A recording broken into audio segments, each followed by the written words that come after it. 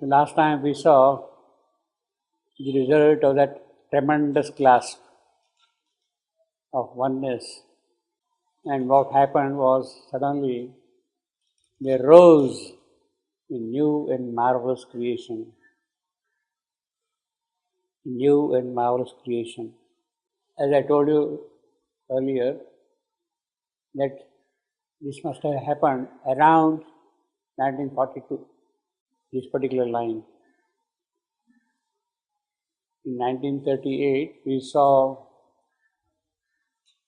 the divine light, the supramental light, coming into his physical, just coming and going, coming and going.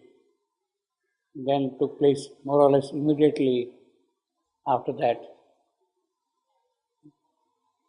The light came into my brain, all that. It happened in August 1938. And November 1938, we met with an accident.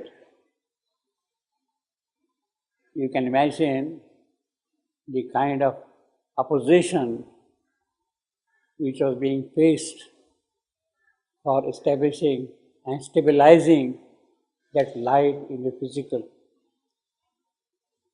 And the opposition was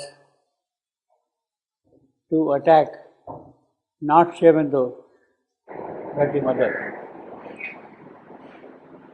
1938.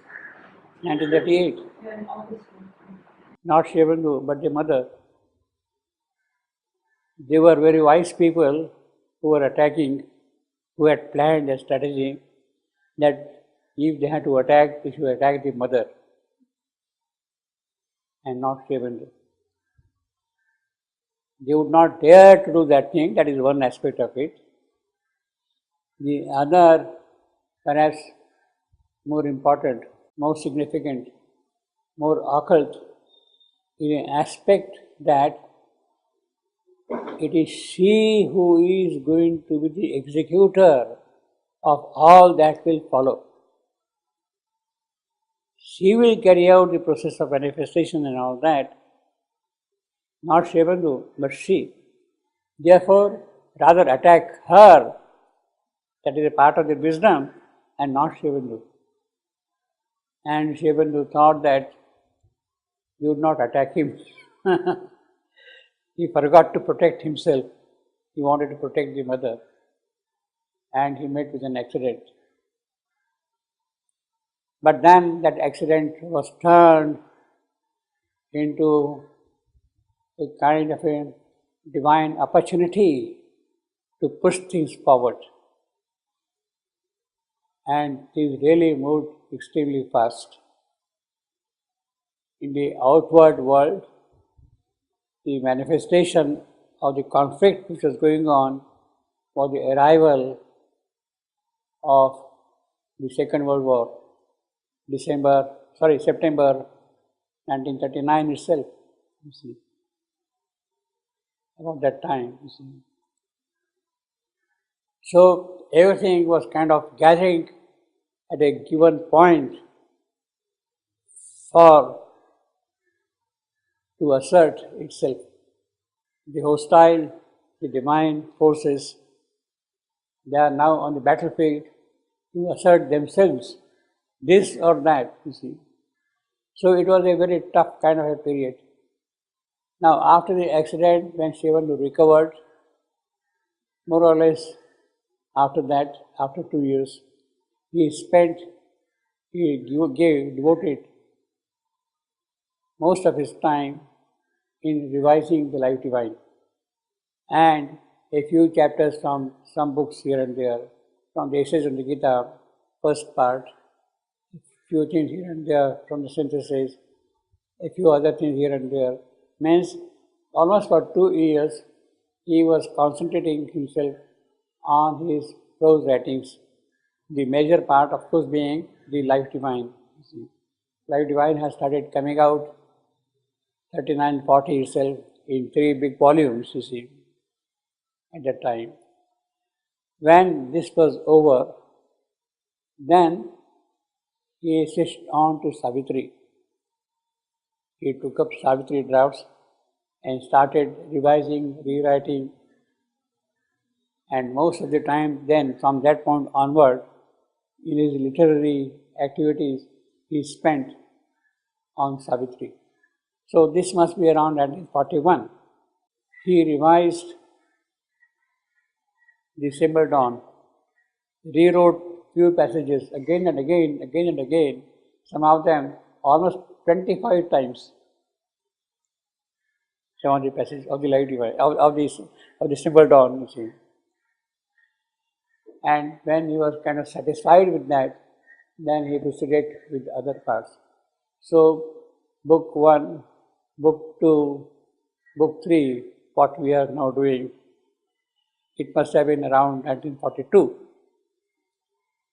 Therefore, this line, a new and marvelous creation, should be around that time. We can't exactly fix up, but that is my surmise, and I think it is reasonable enough. In fact, in book 2, canto 11, there is a line, the Raven invisible atom's omnipotent force. The Raven, broken, split, fissioned, Raven invisible atom's omnipotent force. He wrote in 1942. In the second book, canto 11, this line appears there. Now, this Raven invisible atom's omnipotent force, he has written long before the atom bomb was prepared. He saw the conflagration that would come from a broken atom itself, you see, completely. The whole vision was there. In 1942 itself, he saw that.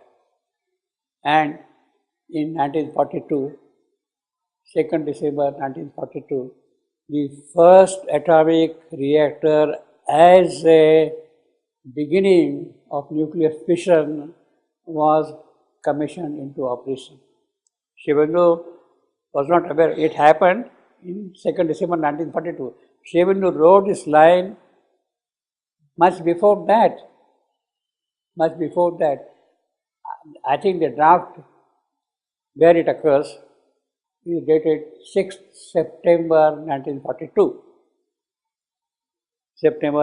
Long before the graphite reactor was commissioned in Chicago, USA, you see. So, I mean, he saw you kill the whole thing completely.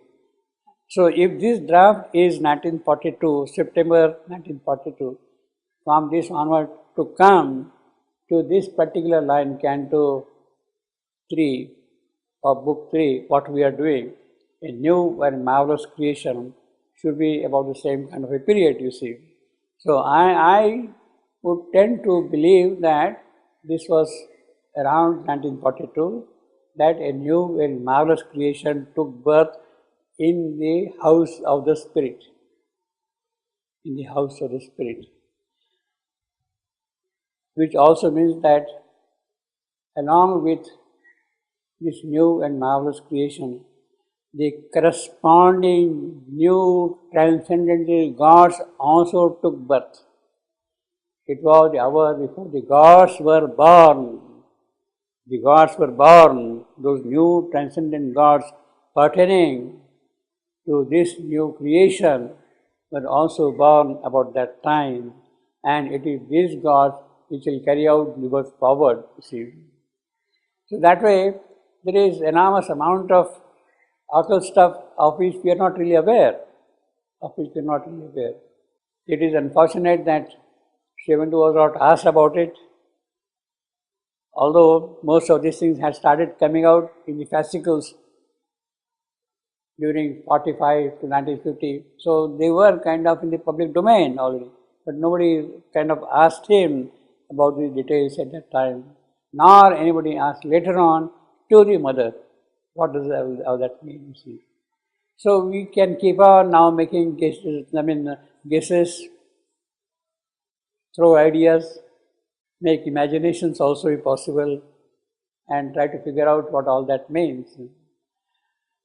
Now this particular thing, in the house of the Spirit, a new and marvelous creation, and along with that, in my opinion, in my understanding, in my perception, the new gods, the birth of the new gods, that is the moment, the time, it was the hour before the gods were born. Now, that is the time when the gods were born. This was the hour, 1942, when these new gods were born.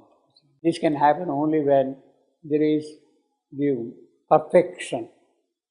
In that new creation, there has to be perfection of every kind. The law of perfection is what governs the new creation. What that law of perfection is what we are going to see now in the section 4 of book 3, Canto 3, running section 86. A stream ever newborn that never dies. This is what we saw last time. Heraclitus, you see, kind of a reference to Heraclitus, you see. Caught in its thousandfold current, ravishing flow, joys gushing, with its eddies of immortal sweetness, thrill, eddies of sweetness, currents, whirlpool. He bore calling through his members as they passed his members in the physical, mind well. It is in the physical, not in the mind, not in the vital, but in the physical. His members as they pass calm moments of interminable delight, the bliss of a myriad who are one. Calm moments of interminable delight. This is what we saw last time, this line, see. All that happens when, in this vast outbreak of perfection's law, the whole new creation is founded, is governed by perfection's law. Perfection everywhere, in every respect. And now it is this which we are going to see what that perfection's law is working over there. See. In this vast outbreak of a perfection law, he says outbreak. See, it's not that it is there, because it means that it is consistent with the idea, with the line, a new and marvelous creation arose. When it comes, then perfection's law breaks out. Outbreak is linked up with that. It is a new thing, it is an outbreak. Perfection's law itself means this line itself kind of reasserting the rising up of new and marvelous creation. In this vast outbreak of perfection's law, imposing its fixity on the flux of things. Now this is important. This again, this line echoes with this one. A stream ever newborn that never dies. See, it is kind of related with that line again, imposing its fixity on the flux of things. Perfection's law is imposing its fixity, its permanence, its stamp on the flux of things. Things which move. Things have to move. They cannot remain static. See, perfection's law working in a static world is meaningless. Is meaningless. Imposing its fixity on the flux of things. He saw a hierarchy of lucid plane enfipt to this highest kingdom of God, to this highest kingdom in the house of the Spirit, at topmost level of God's state, that is the house of the Spirit, at the topmost level, enfipt is kind of a territory, domain, province of the high God state, a small realm in the transcendent of this one, you see. Enfipt. This image, of course, enfipt is an old-fashioned word. belonging to the feudal period. Each one had his own pieces of land, territory under his control, and all the authority, all the power of collecting revenue, etc., used to be in the hands of the in charge of that fiefdom, you see. It was there in India, it was there in Europe also, until recent times. And fief to this highest kingdom.